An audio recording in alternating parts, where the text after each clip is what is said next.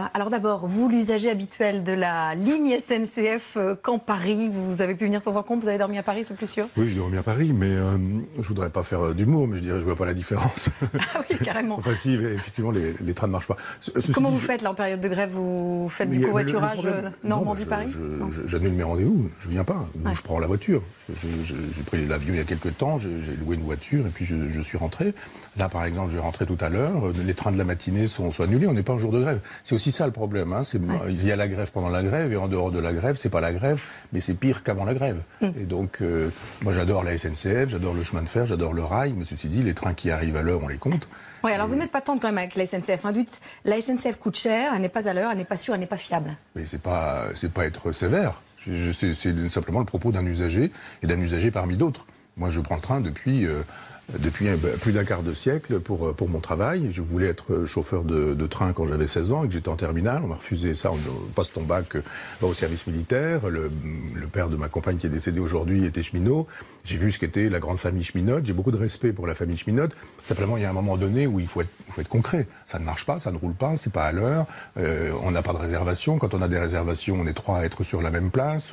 Les trains sont annulés. On nous dit après ça, prenez le train suivant. Tout le monde arrive dans un même train et on est 3 trains ou 2 trains dans un même train, on est bien obligé de constater qu'il y a ça, puis qu'il y a une dette terrible. Donc ça, ce sont les faits. Et finalement, face à ça, vous qu'on qualifiez d'anti-Macron, vous louez plutôt l'action du président et de son gouvernement, la réforme en cours? Alors, il y a deux choses. Il y a ce constat qui est fait, comme Blanquer, quand il fait le constat que ça ne marche pas à l'école, on est bien obligé de dire ça ne marche pas, et il a raison. Après, qu'il soit de droite, pas de droite, ou de droite et de droite en même temps, ce qui est le cas de Macron, peu importe. Mais je me dis, oui, il faut faire quelque chose. C'est pas possible. On peut pas payer comme ça, payer si cher, ne pas avoir de service, être endetté, avoir des trains qui n'arrivent pas à l'heure. Quelque chose ne va pas. Donc, quand il dit quelque chose ne va pas sur le constat, je dis oui. Après ça, que faut-il faire? Il donne des propositions, on ne sait pas jusqu'où il veut aller. On sait bien que dans une négociation, c'est du poker menteur. Lui, il sait jusqu'où il ira, et puis il sait très bien qu'il va négocier sur ça, puis que là-dessus, on peut s'entendre, etc. Et Martinez, c'est exactement la même chose. Donc on va bien voir ce qui va en sortir. Mais il faut arrêter, il n'est pas question de privatiser la SNCF, puis après.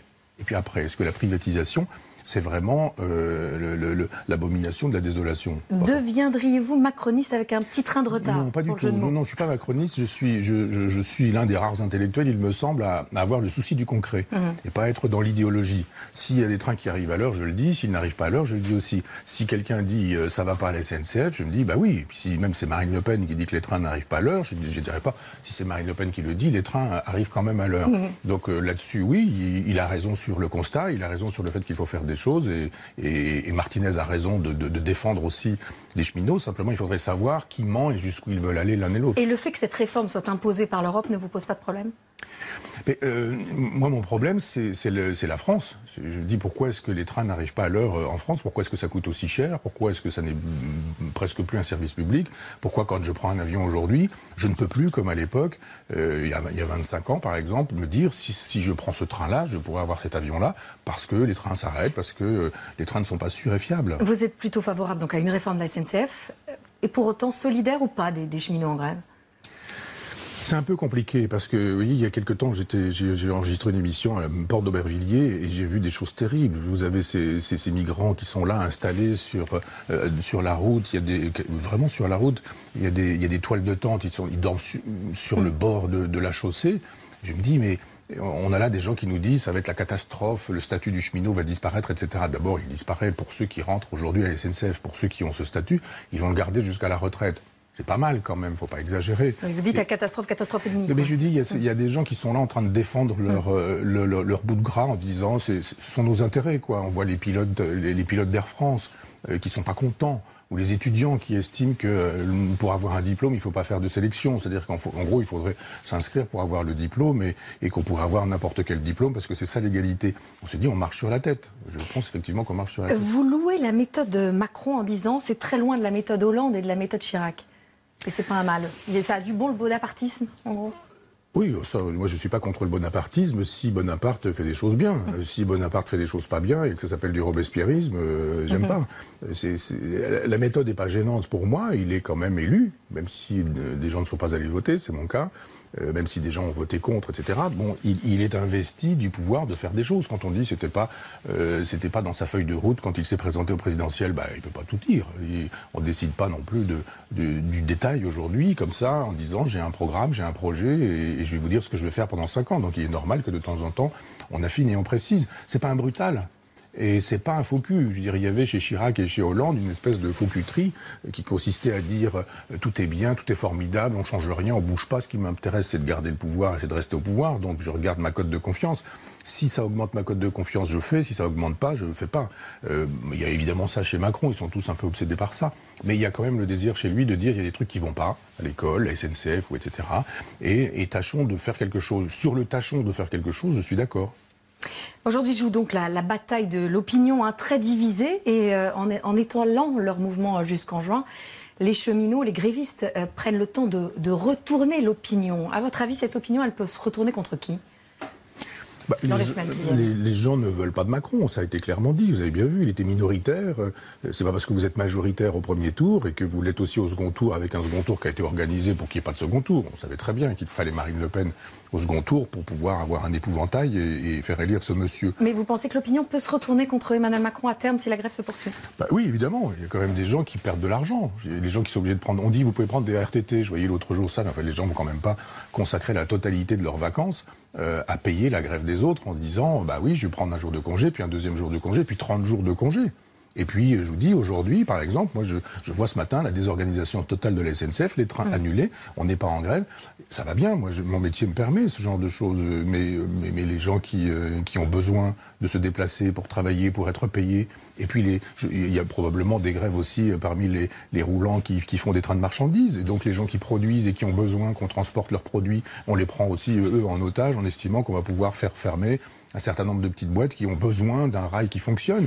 Non, il y a un moment donné où il faut être un peu inventif. La grève, c'est bien, mais on pourrait peut-être en inventer d'autres formes. Alors, quant aux syndicats, vous les qualifiez de progressistes à peau de lapin.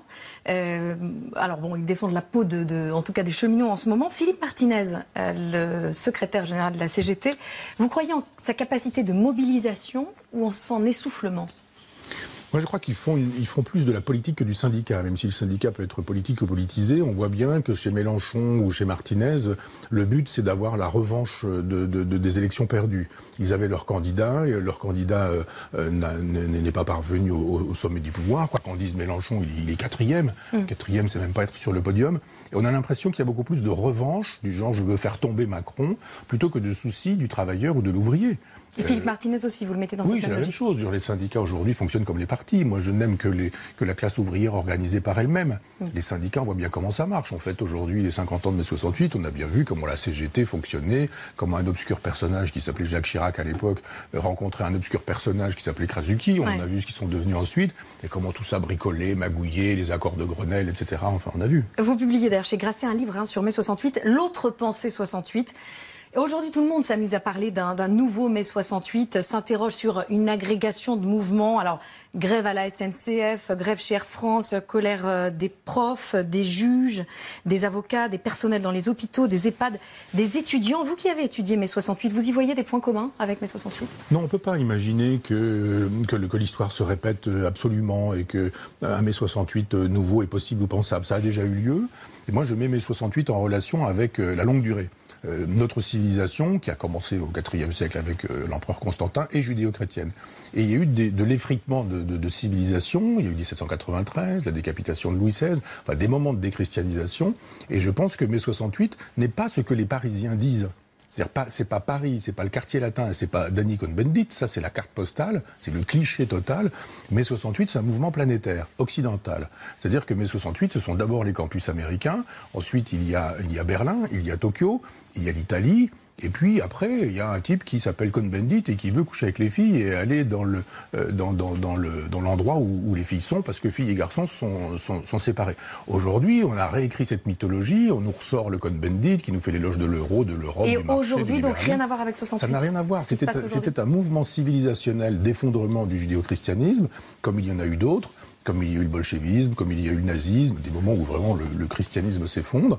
Et là, le christianisme, il est effondré, ça y est. Et le post-christianisme est advenu. Je pense qu'il y aurait un nouveau mai 68. Il y a déjà un nouveau mai 68 qui se prépare, mais pas là, dans le fait que les jeunes aujourd'hui sont désireux de violence, de brutalité, de radicalisation, le retour à une espèce de spiritualisation, un retour d'un certain type de christianisme, ou un retour ou l'avènement d'un islam conquérant en Occident. Alors, si vous louez l'action d'Emmanuel Macron sur la SNCF, vous critiquez davantage son action contre le terrorisme. Vous pensez qu'il n'a pas pris conscience du danger ?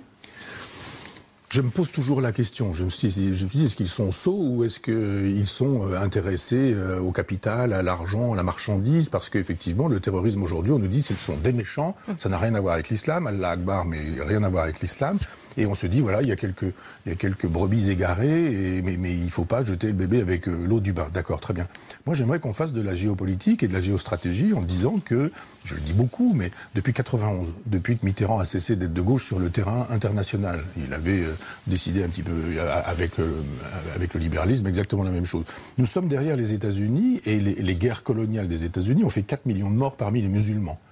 C'est une guerre que l'Occident mène à l'islam, quoi qu'il en dise. À l'intérieur, on les chérit, en France, et à l'extérieur, on les tabasse. Il y a juste un moment donné où il faut arrêter de croire que le terrorisme, ça tomberait du ciel. C'est une production, le terrorisme. Et si on ne coupe pas la source, c'est-à-dire notre géostratégie, notre politique internationale, nos interventions à la BHL, c'est-à-dire la Libye et un tas d'autres pays, l'Afghanistan, l'Irak, on intervient là-bas, on détruit des équilibres, même s'ils sont précaires et même si ce sont des dictatures, elles étaient laïques, et puis on produit le terrorisme dont on nous dit ensuite après qu'on lutte contre lui. Est-ce que vous trouvez qu'Emmanuel Macron a une politique moins suicidaire que ses prédécesseurs ? Non, c'est la même, c'est exactement la même. Se tient en ce moment le procès de la filière djihadiste de Lunel et dans le même temps paraît une vaste enquête sociologique du CNRS qui est intéressante, la tentation radicale, enquête auprès des lycéens. Diriez-vous comme Alain Finkielkraut, face à l'islamisme, le règne du déni touche peut-être à sa fin ?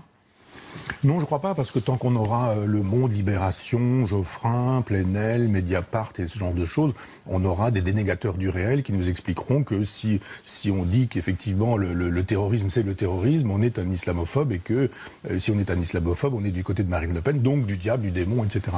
Et tant que ces gens-là dureront, effectivement, la dénégation n'aura pas lieu. Pour une fois, je trouve qu'Alain Finkielkraut est optimiste. Et la pensée post-nazie, c'est le deuxième titre que vous publiez chez Grasset. Vous parlez du nihilisme qui a suivi le nazisme. Le djihadisme, pour vous, c'est une forme de nihilisme ? Non, parce que le nihilisme, c'est l'absence de sens. Le djihadisme, c'est un sens. C'est une histoire, c'est une conception de l'histoire, c'est une conception du monde, c'est une volonté d'empire, c'est une volonté coloniale, c'est une volonté impérialiste.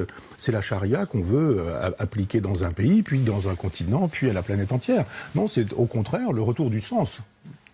Tout autre chose. Florian Philippot, qui était mon invité lundi matin, vous tend la main à vous, à Emmanuel Todd, à Henri Guénaud, à François Asselineau, à Jean Lassalle, en vue des européennes. Écoutez, puis vous me direz si vous saisissez la main tendue. Vous saisissez la main ? Fraternellement, c'est drôle. J'ai rencontré ce monsieur juste une fois en sortant de Radio Classique. Il dit à peine bonjour. Il est extrêmement méprisant. Fraternellement n'est pas le mot qui convient. Aïe. Je la regarde, sa main, et je me demande pourquoi elle arrive vers moi. Parce que voilà quelqu'un qui, s'il n'avait été mis à la porte du Front National, serait toujours au Front National. Qui donc a composé avec un parti dont on sait ce qu'il est. D'accord, il l'a changé. Et il a été une espèce de parasite dans le cerveau de Marine Le Pen en imposant une ligne qui n'est pas inintéressante.